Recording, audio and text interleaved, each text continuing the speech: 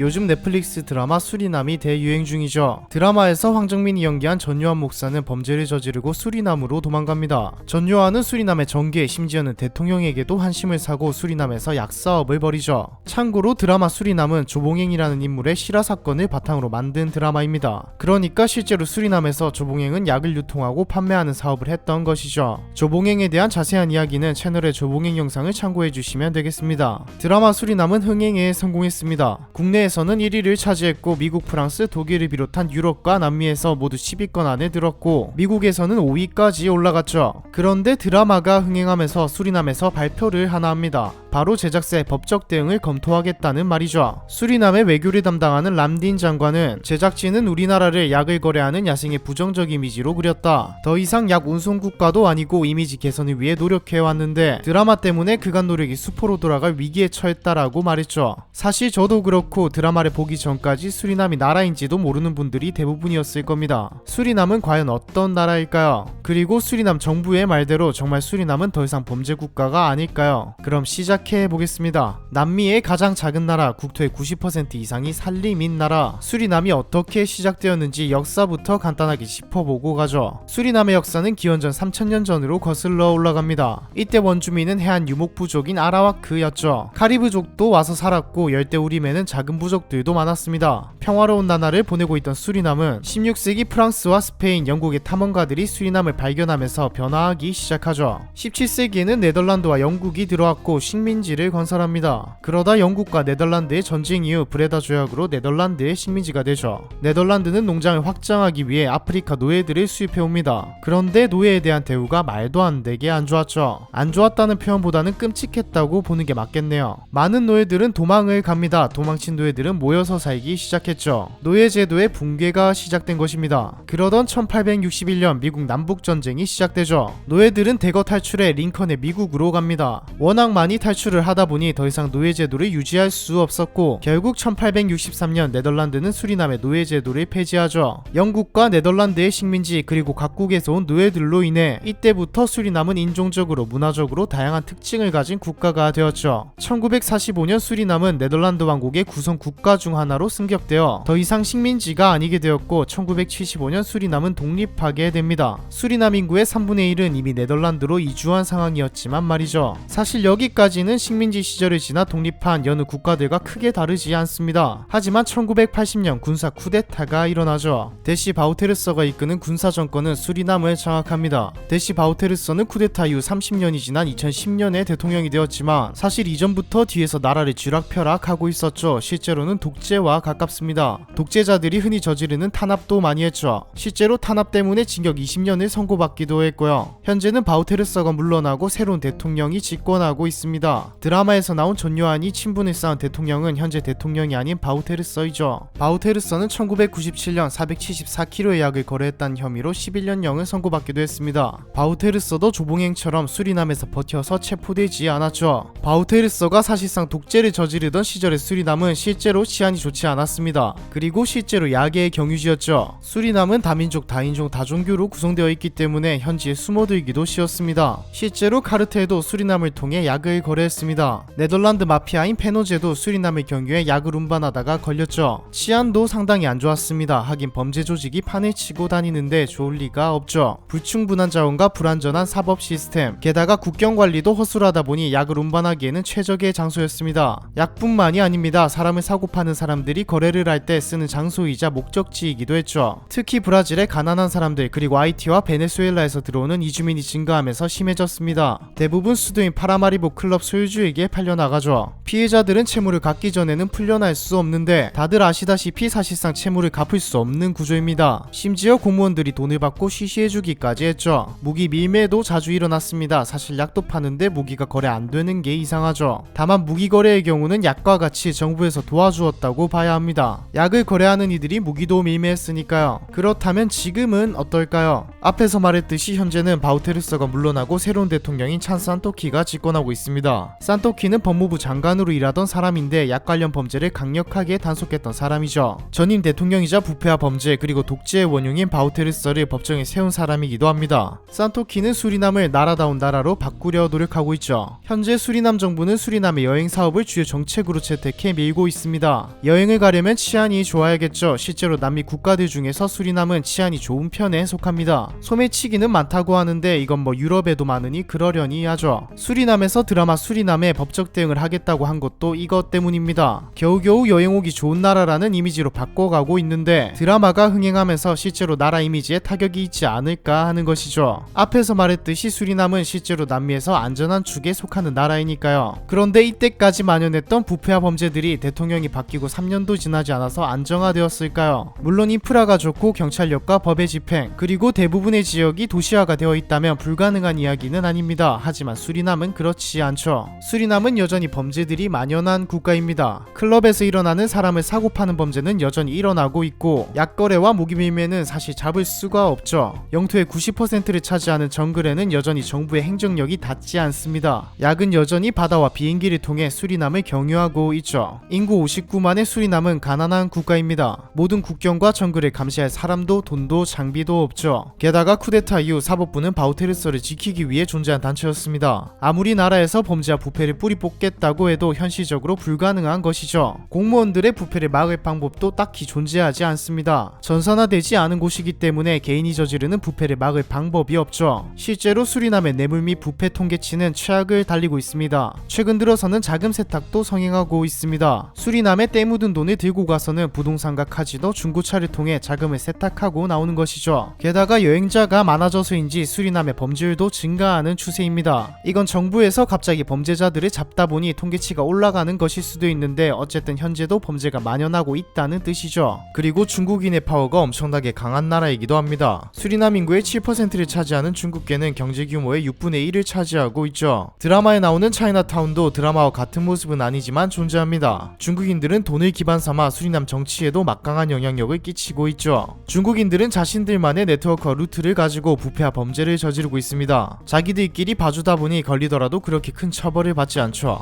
중국인이 없으면 경제가 파탄나 버리니까요. 그래도 인종차별은 거의 없는 나라입니다. 아무래도 다인종 국가이다 보니 편견이 없는 것이죠. 그런데 이번 수리남 드라마로 인해 한국인은 가지 않는 게 좋겠네요. 저희는 좀 위험할 수 있습니다. 마지막으로 수리남이 드라마 수리남 제작사에 한다고 한 법적 대응은 가능할까요? 결론부터 말하자면 거의 불가능합니다. 사실 나라나 도시 혹은 인물이 영화나 드라마에 악랄하게 그려진 작품은 이미 많습니다. 매번 고소한다 법적 대응을 하겠다고 하지만 승소한 적이 거의 없죠. 심지어 드라마 수리남은 실화를 바탕으로 만든 영화입니다. 물론 각색이 좀 들어갔기는 했지만 적어도 바우테르서 시대에 없었던 일은 아니죠. 법적 대응은 아니지만 어느 정도 성공한 사례는 있습니다. 미국의 코미디 영화 인터뷰이죠. 영화 인터뷰에서는 김정은이 우스꽝스러운 모습으로 그려지는데 이걸 본 북한이 빡쳐서 대응을 한 적이 있습니다. 물론 법적 대응은 아니고 물리적으로 말이죠. 해킹을 해버렸거든요. 가디언 오브 피스 줄여서 GOP라는 조직이 소니를 해킹해 직원들의 이메일을 열 수 없게 되었고 미개봉작을 비롯해 최신 영화들을 유출해버렸죠. 재밌는 건 이때 경영진들이 안젤리나 졸리와 조지 클루니 그리고 버락 오바마의 뒷담화를 한 내용까지 유출이 되었습니다. 결국 영화 인터뷰는 무기한 개봉 연기를 하게 되죠. 이런 식으로 무력을 쓰지 않는 이상 드라마 수리남의 제작사가 책임을 질 일은 사실상 없다고 봐야 하죠. 수리남은 어떤 국가일까? 이번 편은 여기까지입니다.